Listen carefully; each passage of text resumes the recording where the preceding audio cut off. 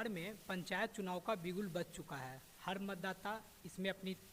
भागीदारी को लेकर तत्पर है। आज द जनता शो की टीम पहुंची है भोजपुर जिले के जगदीशपुर ब्लॉक के दावा पंचायत में। दावा पंचायत में क्या है यहाँ पे विकास का दावा। हमारे साथ इस वक्त हमारी मेहमान हैं दावा पंचायत की वर्तमान मुखिया एवं यहाँ पे आगामी चुनाव की प्रत्याशी सुषुमलता कुशवाहा जी। सुषुमलता कुशवाहा जी से हम ये जानना चाहेंगे कि क्या इनका चुनावी एजेंडा है, किन मुद्दों पे ये जनता के बीच जाएंगी और वोट मांगेंगी। तो सुषुमलता जी, सबसे पहले आपका स्वागत है। पहला सवाल आपसे, क्या है यहाँ के चुनावी मुद्दे? सबसे पहले आप लोगों को आभार और नमस्कार। द जनता शो के सभी व्यूअर्स को मेरी तरफ से बहुत बहुत आभार। चुनावी मुद्दा यही है कि 2016 में मैं इलेक्टेड होकर एज ए मुखिया मैंने इस पंचायत की बागडोर संभाली और मेरे कार्यकाल में आप देखिए कि 2 साल तो हम लोग पूरी तरीके से कोरोना जैसे भीषण महामारी का भी हम लोगों ने सामना किया, पर उसके बावजूद भी 2016 में जब मैंने अपनी बागडोर संभाली तो सब 14 प्रखंड जो भोजपुर में पहले ODF हुए थे उसमें हम लोग भी थे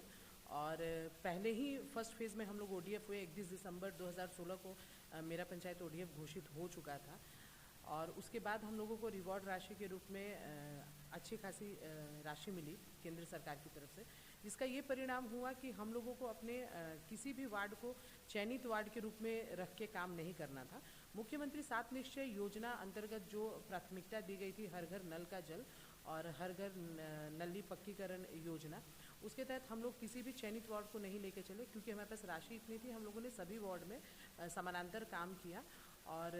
उसके बाद हम लोग धीरे धीरे जब अपने कार्यकाल में आगे बढ़े, संजोग ये रहा कि 2018 में मुख्यमंत्री जी की 7 निश्चय अंतर्गत समीक्षा यात्रा भी दावा पंचायत में हुई और उसी दरमियान हम लोगों ने अपने पंचायत सरकार भवन को बिहार का पहला डिजिटलाइज सरकार भवन बनाने की जो इच्छा थी हम लोगों की वो पूरी हुई और ये मेरे लिए बहुत ही गर्व की बात है कि मेरा पंचायत सरकार भवन बिहार का पहला डिजिटलाइज सरकार भवन बना। धीरे धीरे यहाँ पे हम लोगों ने जिस तरीके से निरंतर काम किया, ग्राम सभा का जो ओपन ग्राम सभा हम लोगों ने आयोजन करना शुरू किया। लोगों को ग्राम सभा, चूँकि आप जानते हैं कि किसी भी पंचायती राज की नींव होती है ग्राम सभा और बिना ग्राम सभा में किसी भी योजना को पारित किए आप कोई काम नहीं कर सकते हैं। पर उसके बावजूद भी जो ओपन ग्राम सभा का जो स्वरूप है आज भी बहुत जगह पर पूरी तरीके से साक्षात नहीं है। पर मुझे आज खुशी होती है कि जब मैंने पहला झंडोत्तोलन किया था 2016 में 15 अगस्त 2016 में, उस वक्त मात्र 18 या 20 लोगों को लेकर मैंने अपने पंचायत सरकार भवन पर झंडोत्तोलन किया था। पर आज मुझे गर्व होता है कि आज जब भी ग्राम सभा, झंडोत्तोलन के अलावा भी जो ग्राम सभा हम लोग आयोजित करते हैं, उस ग्राम सभा में 2000 से 2500 लोगों की संख्या रहती है। लोगों की भागीदारी बढ़ गई है, लोग अपनी शंकाओं को लेकर आना शुरू कर दिए हैं। उनको लगता है कि ग्राम सभा के माध्यम से हम अपनी बातों को रख पाएंगे और हम लोगों के लिए भी आसानी हो गई है कि एक प्लेटफॉर्म मिल गया जिसमें विशेष रूप से महिलाएं भी हमारी ग्राम सभा में आधी की भागीदारी होती हैं। और आप देखे होंगे या फिर आप बात करेंगे जब हमारे यहाँ पे, तो महिलाओं की भी जो भागीदारी वो काफ़ी उभर के आती है। नियमित रूप से हम लोगों ने बहुत सारे कार्यक्रम यहाँ पे किए जो विदाउट फंडिंग भी हम लोग कर सकते थे। अगर फंडिंग की बात की जाए तो 980 घर हम लोगों ने बनाए पिछले जो हमारा 5 साल का कार्यकाल रहा प्रधानमंत्री इंदिरा आवास योजना के तहत। साथ ही साथ 600 से ज़्यादा लेबर रजिस्ट्रेशन हुआ श्रम विभाग की तरफ से, उसका भी एक अच्छा खासा लाभ हमारे पंचायत के लोगों को मिला। उसके बाद हम लोग यहाँ पे regular blood donation camp organise करवाते हैं अपने पंचायत की तरफ से और उसमें यंगस्टर्स की भूमिका रहती है। कारण बस यही होता है कि लोग जागरूक हों किसी भी विषय के बारे में और अच्छा लगता है जब रूरल एरिया में 30 से 35 लोग एक दिन में ब्लड डोनेशन करते हैं तो काफ़ी उत्साह होता है और रेड क्रॉस के साथ हम लोगों का काफ़ी अच्छा संबंध है जिसका फ़ायदा पंचायत के लोगों को मिलता है। साथ ही साथ चूँकि कोरोना आ गया तो हम लोग बीच में डिस्ट्रैक्ट हो गए, बट यहाँ पे हम लोगों ने सरकारी स्कूल के बच्चों के लिए फ्री ट्यूशन क्लासेस भी ऑर्गेनाइज़ किया था, जिसमें यहाँ के कुछ युवाओं ने मेरी मदद की क्योंकि पंचायत के पास एक सीमित राशि होती है और हर जगह हम लोग खर्च नहीं कर सकते। बट यहाँ के युवाओं, क्योंकि वो लोग मुझे सपोर्ट करना चाहते थे, तो मैं उन लोगों को आपके चैनल के माध्यम से भी धन्यवाद देना चाहूँगी कि उस वक्त उन लोगों ने मुझे सपोर्ट किया और हम लोग लगभग 75 से 80 बच्चों को यहाँ पे फ्री ट्यूशन क्लासेस दे रहे थे और एक अच्छा बदलाव नज़र आ रहा था। पर कोरोना की वजह से वो चीज़ बीच में ही डिस्टर्ब हो गया। आने वाले अगले बार अगर मैं आती हूँ मुखिया बन के, तो जो चीज़ हम लोगों ने पीछे छोड़ी है उन सारी चीज़ों को हम लोग रेगुलर लेके चलेंगे। ये मेरी क्या क्या चीज़ लगता है आपको कि छूट गया 5 साल में आपसे? 5 साल में कुछ चीज़ें छूटी हैं, कहीं कहीं पे नली गली बाकी रह गए हैं राशि के अभाव में, उन चीज़ों को हम लोग पूरा करेंगे। एक बहुत ही बड़ा प्रोजेक्ट हम लोग ड्रीम प्रोजेक्ट लेके आए थे दामा पंचायत में, लिक्विड वेस्ट मैनेजमेंट का, जिसकी पूरी बजट हम लोगों की करीब करीब 1 करोड़ की बनी थी, जिसके लिए कोई भी विशेष अलग से राशि पंचायत के पास नहीं है। उसको हम लोग को या तो मनरेगा की मदद से या फिर कहीं और से फंडिंग करवा के उसको करना था, जिसमें हमारे जो रेवेन्यू विलेज है 6 वार्डों का, पूरे 15 वार्ड है मेरे यहाँ पे, बट रेवेन्यू विलेज हम लोग सिंगल रेवेन्यू विलेज है, और जो मेन पंचायत है दामा का उसमें 6 वार्ड है। तो हम लोगों ने कोशिश किया था कि उन 6 वार्ड को पहले प्राथमिकता देते हुए, क्योंकि बड़ा एरिया है, सारे पानी को एक जगह लेके जाया जाए और उसको फिर फिल्ट्रेट करके और इरिगेशन के लिए हम लोग छोड़ें। एक बहुत बड़ा प्रोजेक्ट था जिसका हम लोग डीएम साहब के माध्यम से उसका एक प्रपोजल साइन भी हो चुका है बेटा आईआईटी के साथ में, और आने वाले अगले बार मैं अगर आती हूँ तो मैं कोशिश करूँगी कि ये प्रोजेक्ट पूरी तरीके से धरातल पर उतरे, ताकि जो वेस्टेज ऑफ वाटर है उसको हम लोग रोक सकें। साथ ही साथ बहुत जगह पे ये समस्या आती है क्योंकि पंचायतों के पास में नली वली साफ़ करने का कोई राशि नहीं होता है। हम लोग कई बार अपनी सहभागिता से या श्रमदान से उसको करते हैं, या कई बार मुखिया जी अपने हिसाब से उसको साफ़ करवाते हैं, पर इस बार हम लोग कोशिश करेंगे कि पंचायत की सारी नलियों को कवर ही कर दिया जाए, ताकि जो उसमें जो वेस्ट है वो जाए ही ना, और नली जाम होने का जो समस्या है, जिसको हम लोग नली बना तो हम लोग देते हैं, पर उसके बावजूद भी हम लोगों को नली जाम की समस्या से निजात नहीं मिल पाता है। तो सभी घरों के बाहर में चैम्बर बनाते हुए हम लोग इस समस्या से ज़रूर निदान हम लोगों को मिले, इस चीज़ की मैं पूरी तरीके से मैं प्रयत्नरत रहूँगी। साथ ही साथ एक और बहुत बड़ा कार्यक्रम हम लोगों ने शुरू किया था। मेरे यहाँ नल जल का पैसा लिया जा रहा था, और हम लोगों ने 3-4 महीने पैसा लिया भी था। मुझे लगता है रेवेन्यू कलेक्ट करने वाला भोजपुर ज़िले में शायद हम लोग पहला पंचायत थे जो 30 रुपये प्रति माह के हिसाब से हम लोग पानी के देने के बदले में, और अगर लोग कहते हैं कि पानी नहीं मिल रहा तो वो पैसा क्यों देंगे, पानी मिलता था तभी पैसा हम लोगों के पास आ रहा था। अकाउंटेंट के माध्यम से उस राशि को हम लोगों ने अलग अलग जगह पे खर्च किया। पूरी तरीके से उसको फंक्शनल हम लोग नहीं कर पाए, क्योंकि आप जैसे मैंने पहले भी कहा कि कोरोना ने बहुत सारी चीज़ों को डिस्टर्ब किया। साथ ही साथ हम लोगों ने एक बहुत ही और अच्छा एक मनरेगा के तहत एक कार्यक्रम हम लोग यहाँ पे है, रूरल मार्ट हम लोग यहाँ बनवा रहे हैं, और उस रूरल मार्ट में 14 दुकान है, और उसके अलावा भी काफ़ी चीज़ें, स्टोरेज का एरिया और बाकी सारी एरिया उसमें हम लोगों ने फिक्स की है। ये एक सोर्स ऑफ रेवेन्यू आपका बहुत अच्छा होगा। इस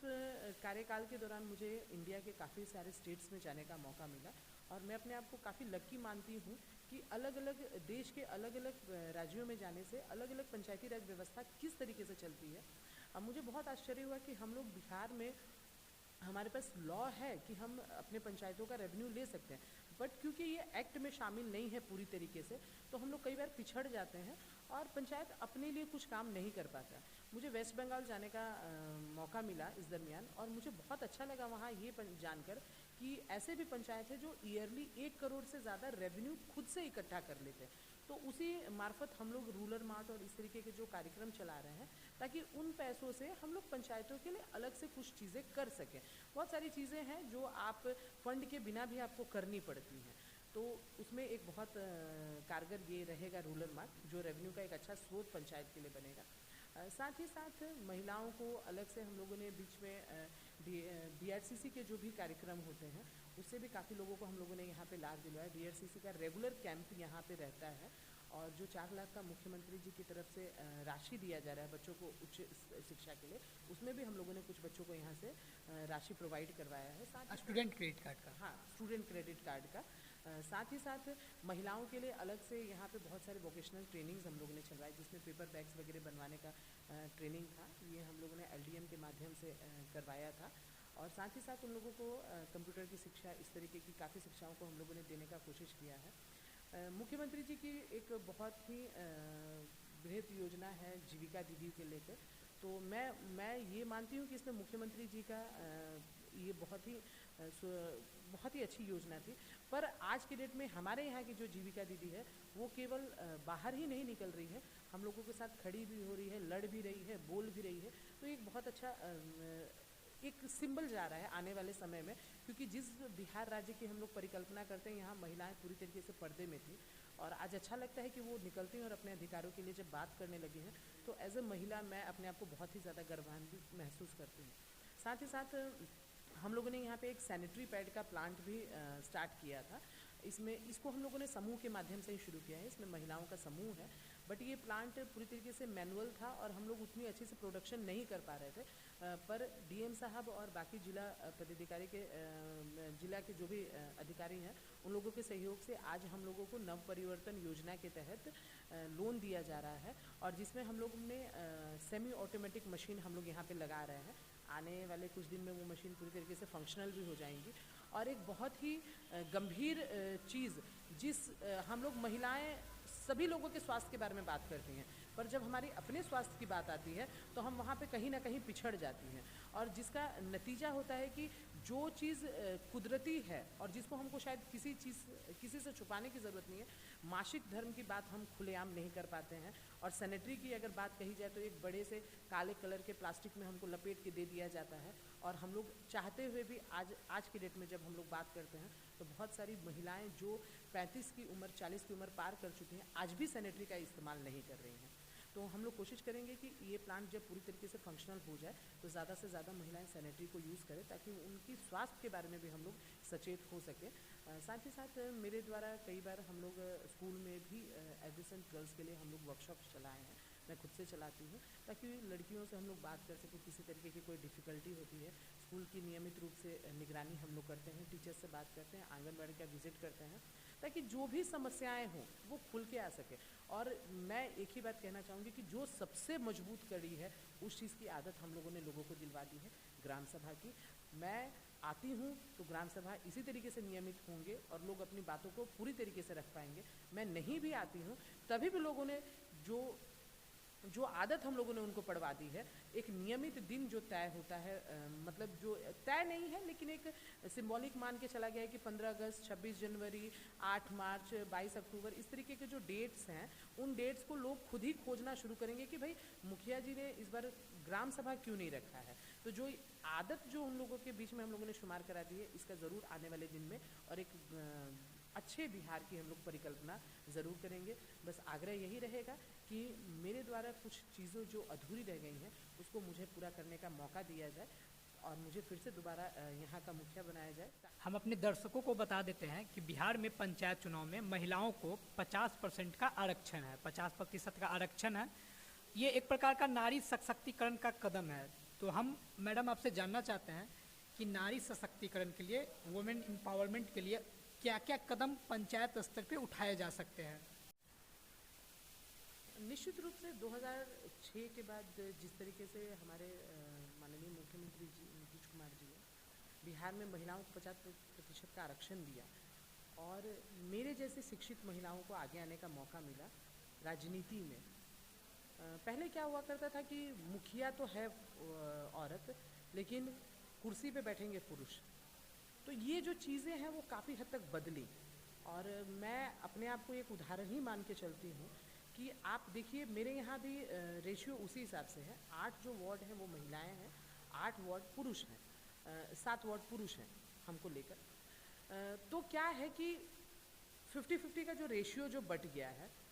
उसमें जब हम लोग कार्यकारिणी का बैठक करते हैं या फिर नियमित वार्ड सभा का बैठक करते हैं, महिलाएं जो प्रतिनिधि हैं वो आती हैं, बैठती हैं, भले वो समझें, सीखें। हम ये नहीं कहेंगे कि सभी लोग, आज तक हम लोग सीख रहे हैं। 5 साल का नेतृत्व करने के बावजूद मुझे लगता है कि कुछ ना कुछ चीज़ें अभी भी हम लोगों को सीखनी है और सीखने का क्रम तो जीवन भर चला रहता है। पर जब आप अपने घरों से बाहर निकलने लगेंगे, अपने वार्ड में बैठने लगेंगे, तो एक बहुत बड़ा बदलाव आएगा। साथ ही साथ 2014 में जीविका भोजपुर में आया।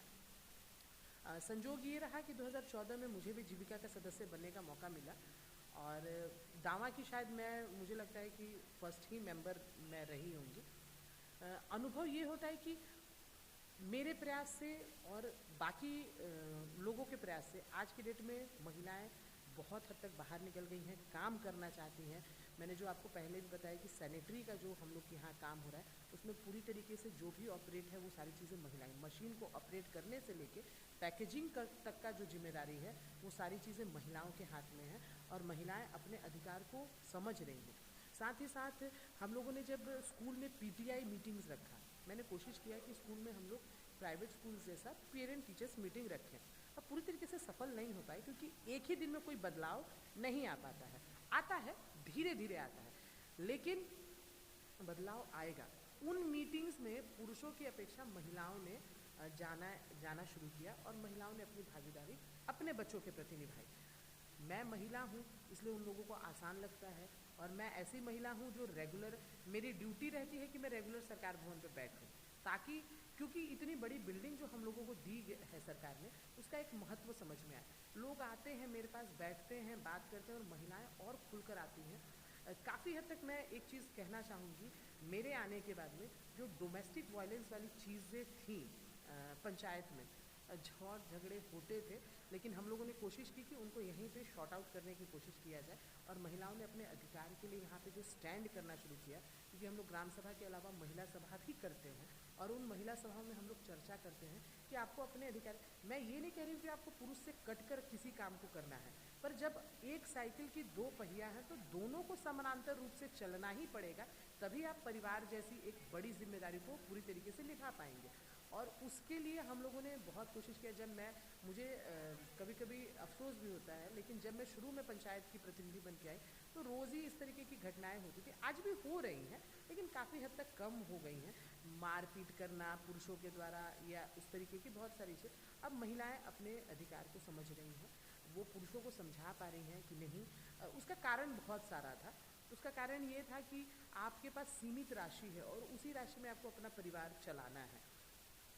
शराबबंदी हुई और उस वक्त जिस तरीके से चीज़ें बदली, आज भी लोग कहते हैं कि शराबबंदी हुई है पर शराब पूरी धड़ल्ले से बिक रही है। नहीं, बिल्कुल ठीक है, बिक रही है, मैं नहीं मानती हूँ, पर जहर पे भी तो सरकार ने बॉन्ड लगाया है। सरकार ये भी तो कह रही है कि आप अगर किसी को मारते हैं तो उसके बदले में आपको फांसी होगा, लेकिन अपराधियों को तो आज तक आप भी नहीं रोक पाए हैं। जो जिस तरीके से करेगा उसकी पूर्ति उसको खुद स्वयं करनी पड़ेगी। हाँ, बशर्ते जो सार्वजनिक तरीके से जो शराब बिक्री होती थी वो बंद होने से महिलाओं, क्योंकि महिलाओं के मांग पर ही शराब बंदी की गई थी नीतीश कुमार जी के द्वारा, और अगर आप महिला हैं और नीतीश कुमार को इस चीज़ के लिए अग्री कर सकते हैं तो आप महिला हैं तो आप अपने घर के पुरुष को अग्री नहीं कर सकते हैं कि आप शराब मत पी के आइए। लेकिन आने वाले समय में इसका बदलाव आपको 10 साल के बाद नज़र आएगा, जब सार्वजनिक रूप से शराब कहीं नहीं मिलेगा। चोरी चुपका तो जो चोर है वो तो अपनी चोरी की व्यवस्था कहीं से भी कर लेगा। सबसे ज़रूरी चीज़ है महिलाओं के लिए शौचालय का सबसे ज़्यादा ज़रूरत, क्योंकि हम लोग जिस इज्जत की बात करते हैं,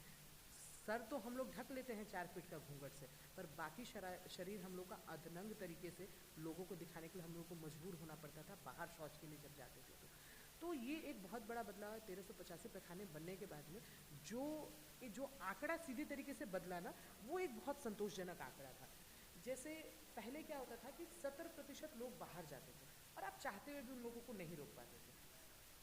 अब क्या है, वो 70 पूरी तरीके से अंदर हो गए हैं, वो शौचालय का इस्तेमाल कर रहे हैं, और जो 30 पहले अंदर थे वो 30 बाहर हो गए। पर ये व्यवहार परिवर्तन वाली चीज़ें हैं। इसके लिए हम लोगों ने कोशिश की है महिलाओं को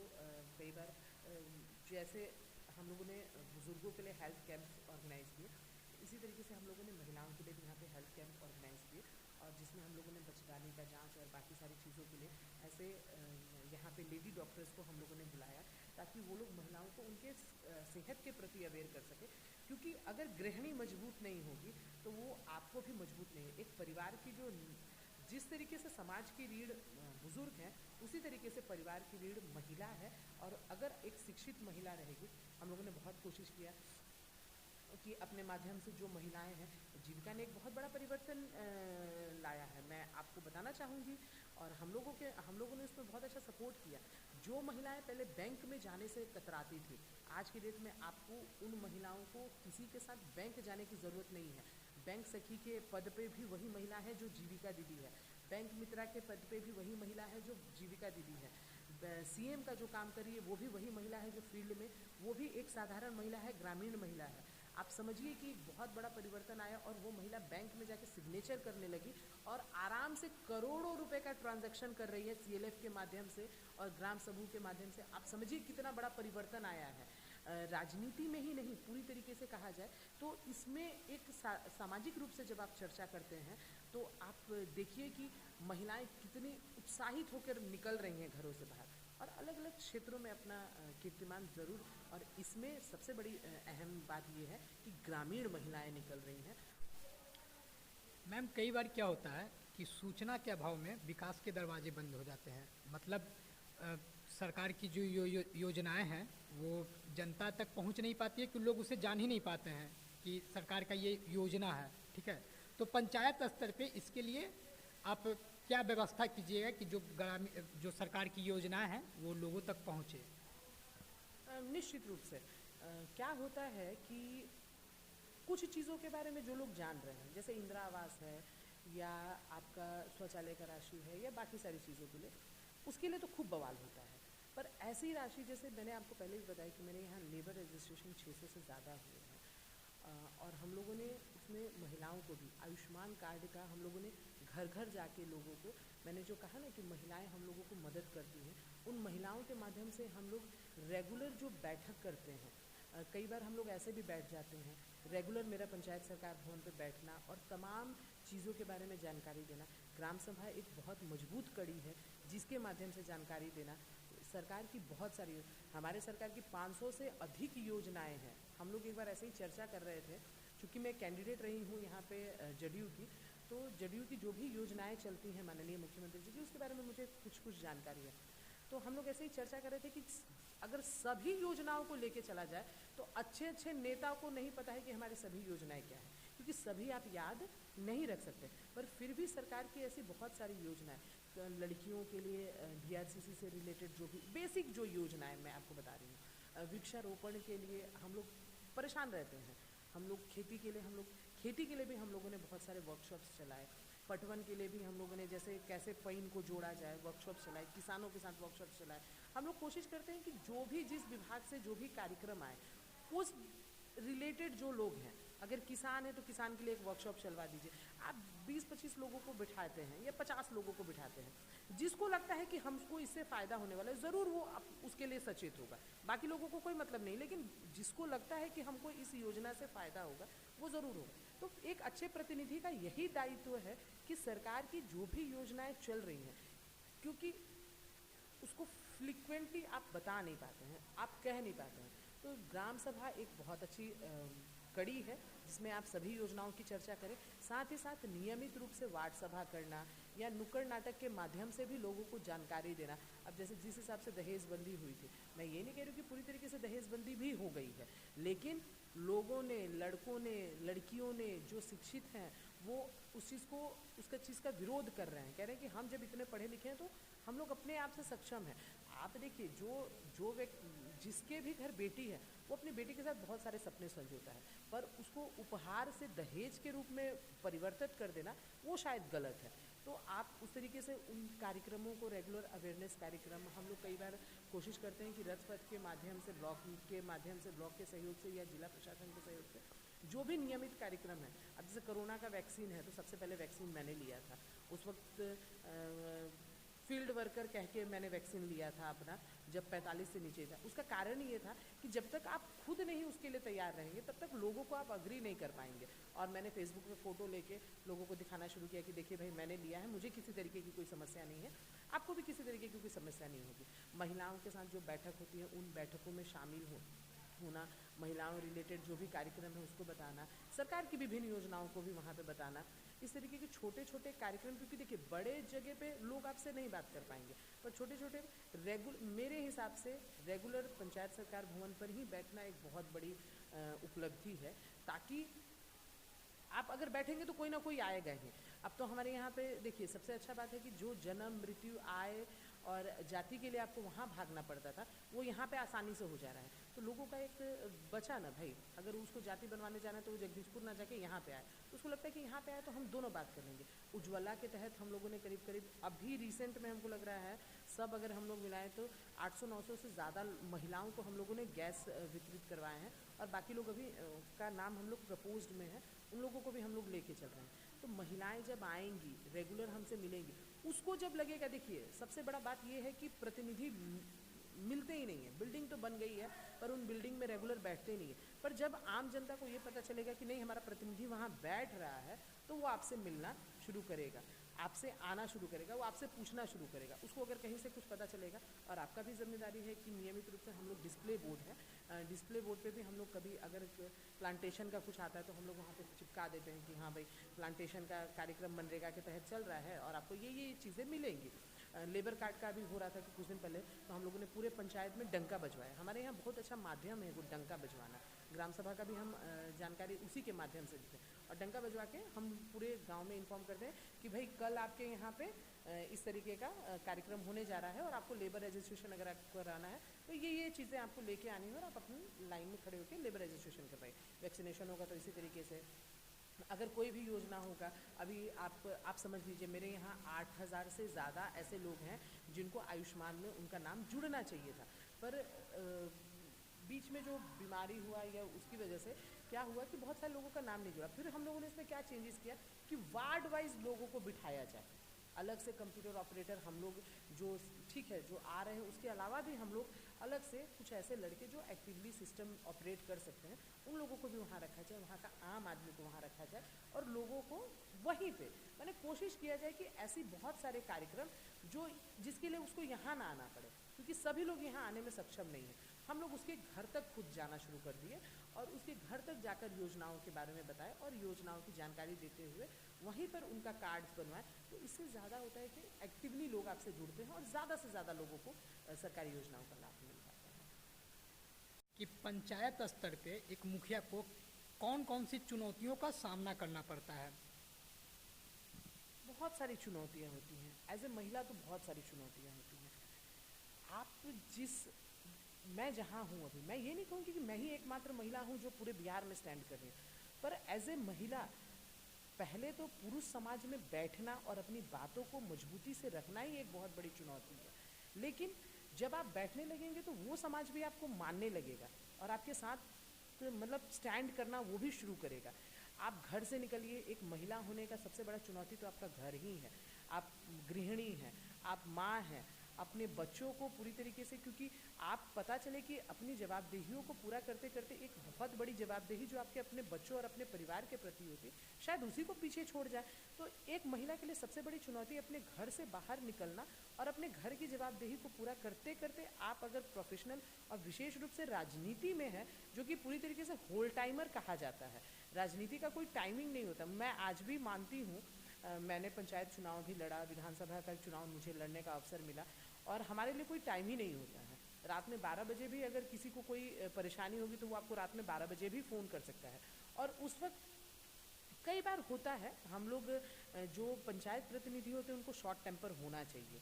और नहीं है तो फिर बनना भी चाहिए। कई बार होता है हम लोग भी आवेशित हो जाते हैं, क्योंकि कभी कभी माहौल उस तरीके का होता है, आप किसी और चीज़ की परेशानी में हो और सामने से कुछ आ गया और आप पता चला कि जिस परेशानी में उसको छोड़ के सामने वाले को ही आपने कुछ जवाब दे दिया। तो इस तरीके की बहुत सारी समस्याएं होती हैं। कई बार योजनाओं का, जैसे अगर बात किया जाए मनरेगा जैसी योजना का,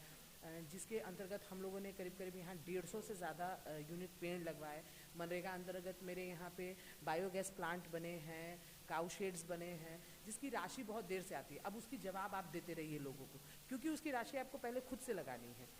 काउ शेड बनाना है या बायोगैस बनाना है तो उसका राशि आपको खुद से लगाना है। उसकी राशि की जो आने में जो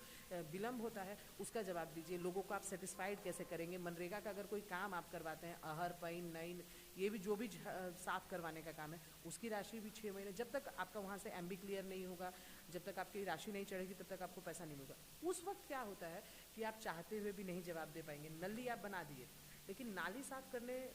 आम जनता जागरूक है तो जाएगा, लेकिन वहाँ पे बहुत कम ही केसेस होते हैं। अब छठ है या फिर कोई और भी त्यौहार है, उस वक्त अगर आप नाली नहीं साफ़ करवाते हैं तभी आपको इशू है कि आप क्यों नहीं, मुखिया हैं तो आपको करवाना है, आपके पास राशि है या नहीं है, उस वक्त आपको स्टैंड करना है। अभी वैक्सीनेशन का ही बात ले लीजिए, हम लोग वैक्सीनेशन के दिन पर डे रेगुलर, मैंने हमको लगता है 8 से 9 घंटे हम लोग स्टैंड करके रहते हैं। किसको वैक्सीनेशन पड़ा, अगर किसी को नहीं पड़ा फिर भी आप कंप्लेन है, तो बहुत सारी कंप्लेन होती हैं। और उसी बीच में और सबसे बड़ी बात ये है कि जब कंप्लेन होना लगे इसका मतलब ये समझ जाइए कि आप एक अच्छे प्रतिनिधि साबित हो रहे हैं। क्योंकि मैंने भी, ऐसा नहीं है, मेरी शादी किए मुझे लगता है 10 साल, ये 10वां साल चल रहा है, और मैंने अपने पहले के भी मुखियाओं का कार्यकाल देखा है। तो उस वक्त से ही हम, क्योंकि मेरे हस्बैंड का बैकग्राउंड पॉलिटिकल रहा है, तो उस वक्त से ही हम लोगों के बीच में रहे हैं। तो जब आपके पास कंप्लेन आने लगते हैं, कंप्लेनर खुद आने लगते हैं, तो आप समझिए कि आप काम कर रहे हैं, तभी कंप्लेन आ रहा है और कंप्लेनर आ रहा है। तो मुझे लगता है चुनौतियाँ तो हैं, पर उन चुनौतियों के बावजूद भी एक अच्छे प्रतिनिधि का यही ड्यूटी है कि आप स्टैंड करके रहें और टाइम दें अपने पंचायत के प्रति। और टाइम तो आपको देना पड़ेगा, और शायद इसी का नतीजा है कि आज तक मैं यहीं पे हूँ, अपने पंचायत में ही मैं रहती हूँ, ताकि हम लोग फुल टाइमर एक राजनीति हम लोग कर सकें।